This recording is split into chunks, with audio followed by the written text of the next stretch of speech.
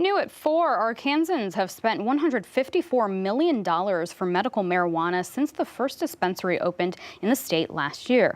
When all of the sales are combined, this is more than 24,000 pounds of medical marijuana sold in the natural state.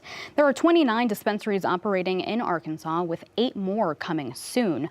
The medical marijuana industry continues to grow in northwest Arkansas and the River Valley, with nearly 8,500 pounds of medicine sold in the region since August of 2019.